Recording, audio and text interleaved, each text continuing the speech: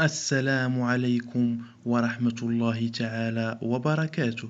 قبل بدء الفيديو لا تنسوا دعمنا بلايك والاشتراك في القناة.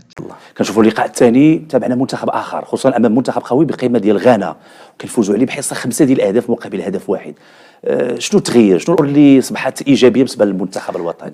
الفوز اللي فازوا به، والشوط الثاني اللي لعبوا وطلقوا في ديك الشوط الثاني وبينوا جميع الامكانيات ديالهم.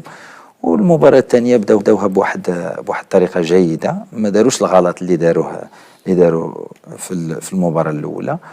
والحمد لله يعني توفقنا، سجلنا 5 أهداف. البطوله كامله سجلنا 10 الاهداف، يعني 12 هدف اعتقد بالهدفين ديال المباراه النهائيه.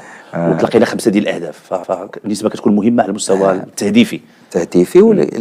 لما تجي تشوف يعني حتى يعني لعبنا هجوميا وحاولنا نضغطوا على المنافس، وهذا الاسلوب كانت شويه متغيره.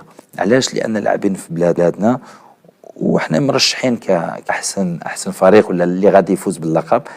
وهي راه نورمالمون الا جيت تشوف التاريخ ما خصناش نكونوا احنا اللي مرشحين، ولكن في نفس الوقت ما كيحتاجش مشكله هذيك الضغط.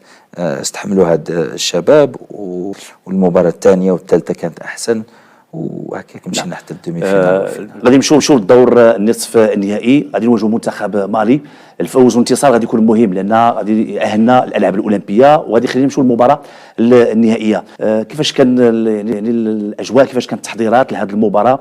كما ذكرت امام منتخب قوي صراحه، كان واحد من اقوى المنتخبات هو منتخب مالي. بعد ما كتزيد في ديك التورنوا، اي فريق غادي يوجد راسه بطريقه جيده. يعني شافوا جميع اللعابه اللي عندنا، شافوا الطريقه باش كنلعبوا، شافوا يعني زادوا المباريات. كانوا 3 المباريات وحضروا راسهم بنفس طريقه جيده. وحنا عارفين مالي فريق قوي، ولكن الحمد لله كما قلنا هذيك هي بالنسبه لي هي كانت المباراه اهم مباراه واصعب مباراه، هي المباراه ضد مالي. لان ما تنساش بانهم قصاو السنغال، وعن فريق قوي، والسنغال اللي كان مرشح يعني الفوز باللقب. ولكن الحمد لله غادي نشوفهم حتى في الاولمبيات، هما تاهلوا الاولمبيات ويستحقوا. نعم. قبل ما نمشيو للمباراه يعني التاهل ومشينا للمباراه النهائيه، غياب السنغال، غياب جنوب افريقيا، غياب منتخبات كبيره، منتخبات تونسي ومنتخبات قويه، واش يمكن نعتبروا بانه الخريطه ديال الكره الافريقيه بدا كيتغير، وبالتالي منتخبات اللي يمكن كنا كنعتبروها منتخبات ما نقولش ضعيفه، ولكن يمكن منتخبات مغموره اليوم اصبحت يعني حاضره وكتقدم كل ما عندها. كما تابعنا يمكن المنتخب الكونغولي ولو انه خرج، منتخب النيجر، منتخبات اللي يمكن عطاتنا انطباع بان الكره الافريقيه تغيرت. الكره الافريقيه اكيد بدات كتطور، وحتى الاكاديميات اللي كاينين دابا درك هنايا راهم كاينين في السنغال، كاينين في مالي، كاينين في كونغو. يعني حتى هما راهم كيديروا واحد النوع ديال الانفستيسمون في دوك لي جون، لان عند الامكانيات كاينين، الموهبات كاينين. خص التكوين وخص يكون عندك واحد البوديوم كما كيقولوا باش تبين بالامكانيات ديالك. هذا البوديوم راه كان رائع، لان شوف جميع الجماهير تعرفوا على لعابه اللي ما كانوش يعرفوهم، لعابه اللي كانوا يلعبوا في القسم الثاني في اوروبا، كاين اللي يعني شافوا موهبات في لعابه اللي ممكن ما كانوش غادي يشوفوهم لو كان ما كانش هذا التورنوا اللي تنظم هنايا في بلادنا. تحدث على التكوين، واش التكوين الاشتغال مع منتخب يعني اقل من 17 سنه، اقل من 15، اقل من 23 سنه، واش هو اصعب من انك تشتغل مع منتخب اول؟ لانه لاعبين يلاه كياخذوا النضج، ياخذوا الثقه، القراءات التكتيكيه، امور بهذا الشكل، واش هي اصعب؟ انا كيجيب لي بالي اصعب، لان كتكون في واحد المرحله ماشي سهله. وحنايا واحد الاهميه اللي هي صعيبه كتكون، وفي نفس الوقت تبغي تجيب النتائج. يعني النتائج ماشي هما ما خصهمش يكونوا اهم حاجه ولا معيار ديال انه منتخب، لان خصك توفر للفريق الاول، وخص يكون تناسق ما بين U17 U20 U23. حتى هو ما نتابعه الان مع المنتخب السنغالي. اعتقد منتخب السنغالي يعني الفئات ديالو وهذه الاستمراريه وهذه النتائج التي تتحقق، اعتقد بانه المنتخب المغربي والمنتخبات الوطنيه المغربيه غادا في هذا الطريق، والنتائج هي اللي كتحدث عن نفسها. هذه هي الطريقه. والفرق ما بين الشباب نقولوا حنايا الكبار ولا ليكيب هي راه عندك عاد واحد النوع ديال تكوين خارج كرة القدم، يعني كتعلمهم التربية الإسلامية، كتعلمهم طريقة باش يتواصلوا مع بعضياتهم، يكونوا إيجابيين، طريقة باش يتواصلوا مع الإعلام. يعني كاينين بزاف ديال الأشياء اللي غادي يكونوا مهمين في المسيرة ديالهم في المستقبل. نعم سي عصام، الان غنمشيو للمباراه النهائيه، ليله المباراه وليله النهائي وليله اللقب.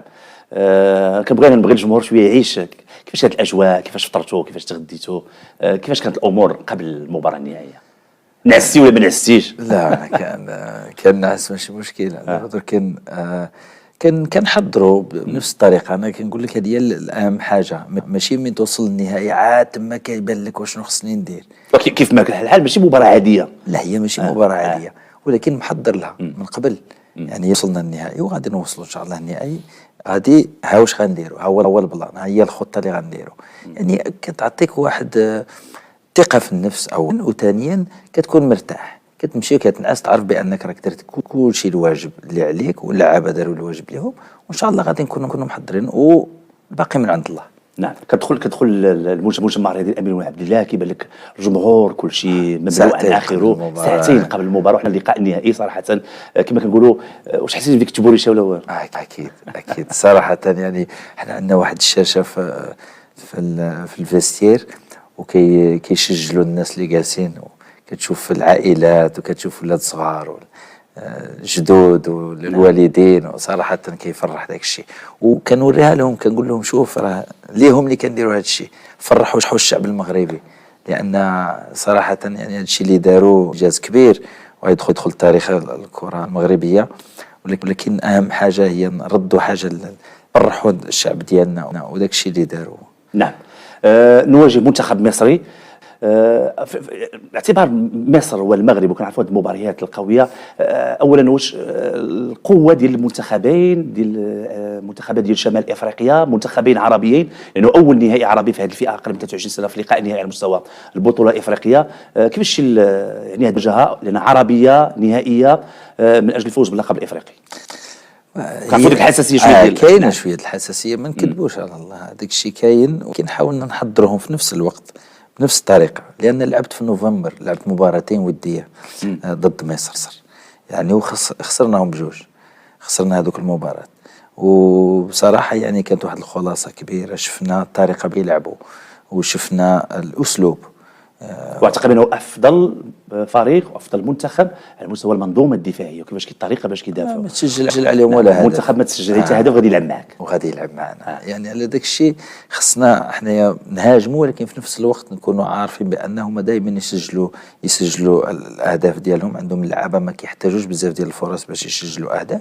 وصراحه خصوصا تكلمنا بزاف على الطريقه باش نسيروا المباراه. تكلمنا بزاف، ورينا لهم بزاف ديال لي زيماج في دوك 3 ايام اللي كانوا عندنا. صراحه الدراري وجدناهم بطريقه جيده باش يعرفوا المباراه اللي غادي يواجهوها ضد المنافس قوي، اللي عنده الانسجام بيناتهم، اللي مدافع عنده الدفاع قوي، الحارس يعني ما خد ولا هدف.